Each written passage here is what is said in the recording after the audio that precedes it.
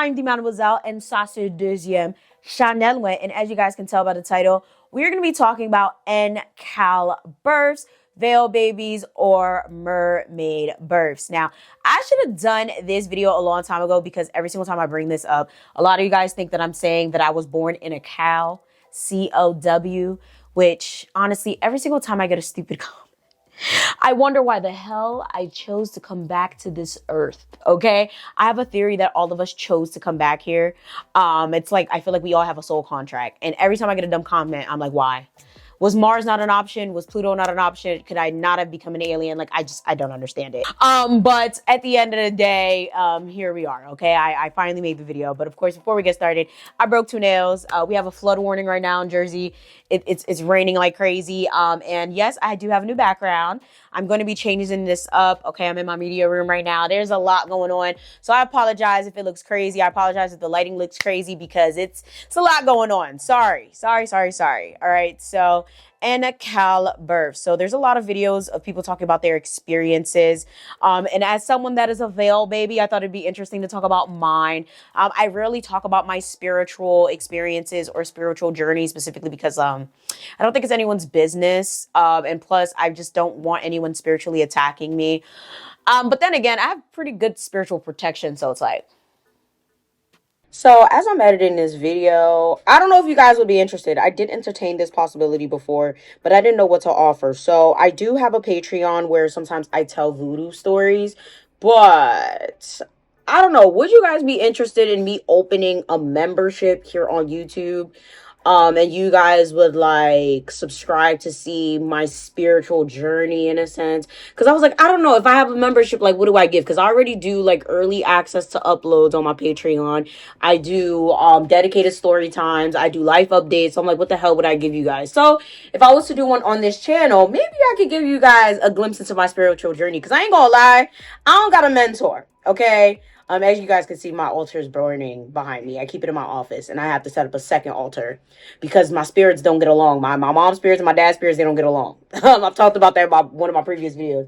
So it's not that I don't know what I'm doing. Like I get guidance from my parents, but the spirits tell me to do specific things because I'm an cow baby. I'm going to talk about that later on in this video, but it'd be interesting. And I'd love to get input from you guys because I'm not going to lie. I don't trust most Ogos, Mumbos, and Bokors because Haitians are a bunch of fucking thieves and all they want to do is take your money. I talked about that in my spiritual scammers videos. So, I mean, I think it'd be nice to just get input from you guys, share my journey with you guys. So, I don't know. Let me know if it's something you guys would be interested in. I would love to hear your input in the comments. And if you're too shy to comment, just give me a like on this video so I know that's what you guys would want.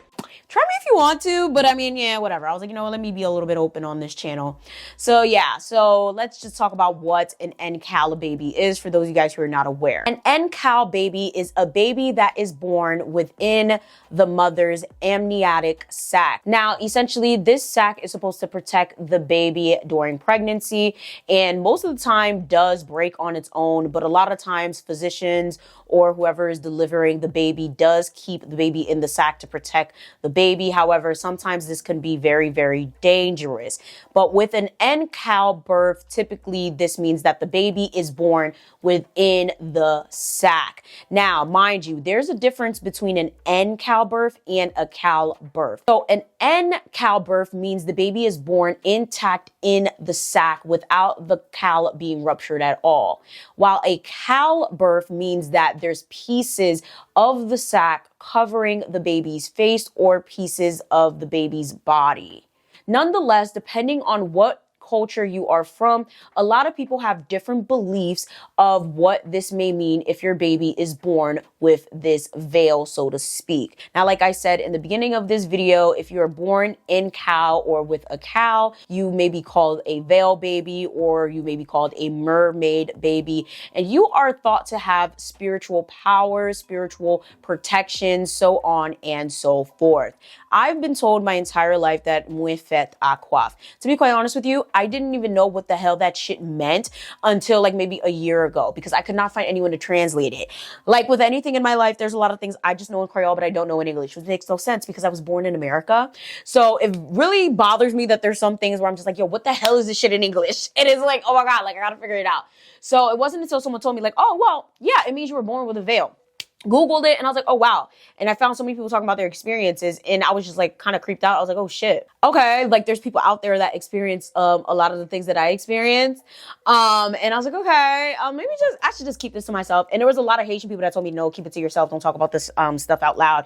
And it's very interesting. So mostly in Haitian culture, Mwen Kwaf have very interesting types of abilities, and they all vary. Now, my parents in particular didn't want me to experience any of the things that come along with being a veil baby because they thought that it would scare me to death, and they didn't want spirits bothering me for the rest of my life.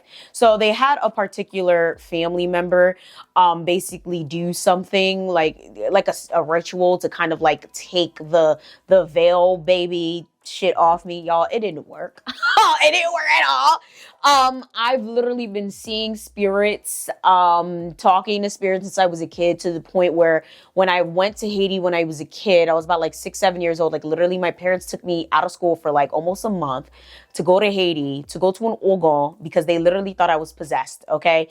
And the spirits came through and they was like, oh no, she's not possessed. She's fine. We're just talking to her. Like we play with her all the time. Don't worry about it. Like literally. Like, and it's funny because all my life I'm sitting here thinking I had imaginary friends and I didn't. Okay. It was the spirits. Okay. And it's like, wow. And come to find, as I'm getting older, my abilities, like my spiritual abilities, have a lot to do with death. And seeing things that are not alive. Like I've had friends who have passed away and I've seen them like immediately after.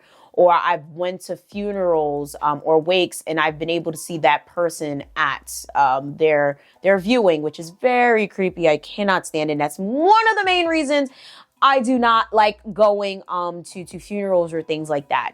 In a general sense, I personally feel like I used to be very afraid. So I kind of just blocked it out because I feel like, especially in Haitian culture, a lot of people try to tell you you're demonic, or you're like a bad person if you have these abilities.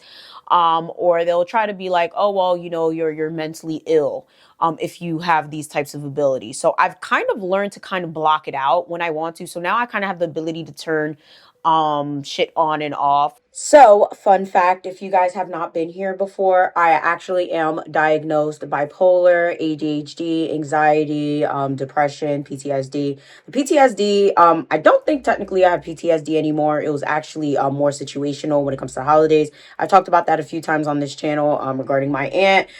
You guys can feel free to find that video about why I don't celebrate Christmas. I do now. I had to work through a lot of therapy to get through that, but nonetheless, funny enough, with most veil babies, a lot of us are actually diagnosed with something regarding mental illness. And it's actually believed that a lot of us are not mentally ill at all. It has a lot to do with our spiritual experiences. It is believed that because of the spiritual things that we encounter, seeing spirits, being able to interact with the, you know, supernatural, that's why, you know, technically in the real world, they see us as mentally ill and none of us are mentally ill at all, you know, from things that are a little bit more minor, such as, you know, a general anxiety, or, you know, a little bit of ADHDs, to people that are that are diagnosed with like schizophrenia. It's like, is it that, or is it that, you know, it's something going on with the spirit? So it's very, very interesting. For those of you guys who are veil babies, I would love to know, what are you diagnosed with? Because I've never met a veil baby that wasn't diagnosed with something. It's very interesting. So for me, I'm able to always differentiate. Like I've never like had like psychosis or mania and been like, oh my God, it's a spirit talking to me. I've never had that, ever, ever, ever, ever. I will say there's some people, I ain't even gonna lie, not veil babies, by the way. There's some people that I've had like encounters with, and I'm like, no, you might just need to go to the psych ward. I've never been to the psych ward, thank God. But I'm like, in active therapy. I've been in therapy for like at least 4 years now. I've been on meds for like 3 or 4 years now. Like, I really take care of my mental health. I don't play about my mental health. Like, I'm a very big mental health advocate, whether it's meds, no meds, natural, going to the gym actively. I'm a Zumba instructor. I'm a dance teacher. Like, I do not play. So for me, things are very, very separate. Like, I've never kind of like mingled the two and never thought like, oh, maybe I'm going through psychosis. That's why I'm seeing this spirit. Like, no, for me, it's never been that way. But I know for a lot of people, sometimes it kind of mingles the two. But, I would just love to hear y'all perspectives on that as well.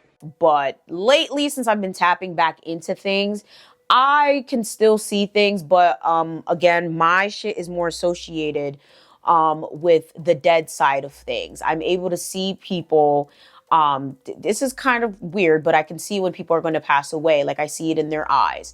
I can see when things are going to happen in my dreams. I can ask spirits for answers, literally by lighting a candle, which is more of a lineage gift that a lot of Haitians do have, by the way.